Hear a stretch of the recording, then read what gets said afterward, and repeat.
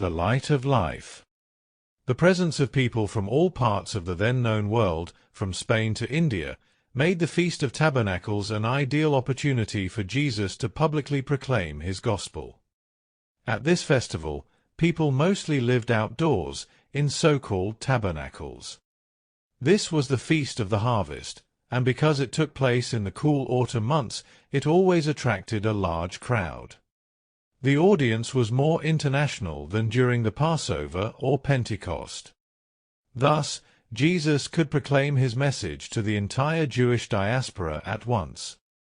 This was the Feast of Feasts, where the temple offerings were received. For many Jews, this week-long festival was a combination of vacation, cultural tradition, and solemn religious rites. This was a time of joy for the Jewish people, where their offerings were brought. Levitical hymns were sung, and the solemn sounding of the silver trumpets of the priests was heard.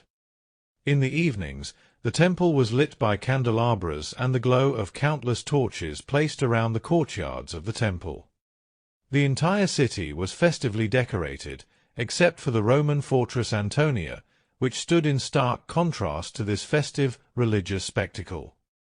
The Jews hated this ever-present Roman symbol.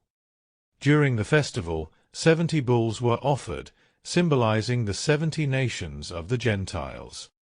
There were processions through the city with the priests blowing silver trumpets, and there was always a water ceremony symbolizing the outpouring of the divine Spirit.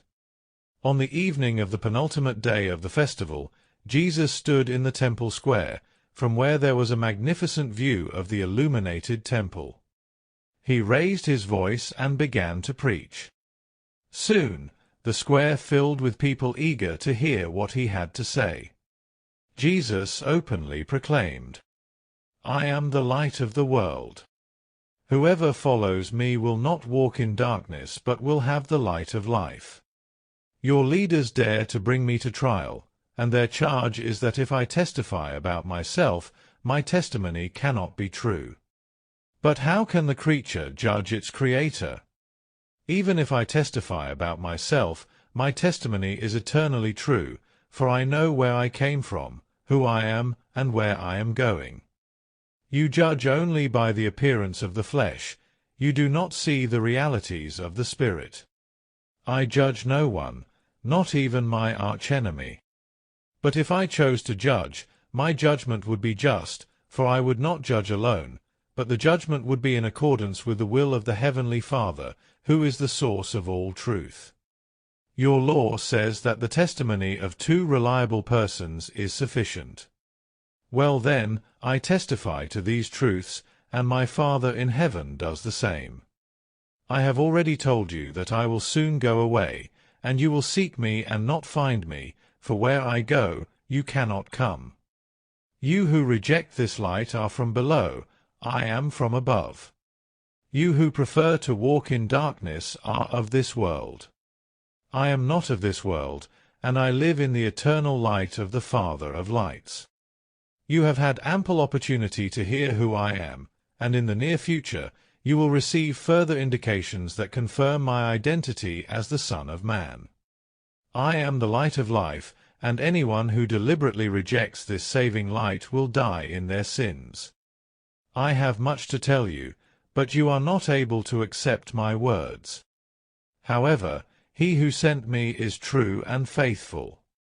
My Father even loves his errant children. And everything my Father has spoken, I also proclaim to the world. When the Son of Man is lifted up, then you will know that I am the Son of Man, and that I have done nothing of my own accord, but only as the Father has taught me. I speak these words to you and to your children. He who sent me is also now with me. He has not left me alone, for I always do what is pleasing in his sight.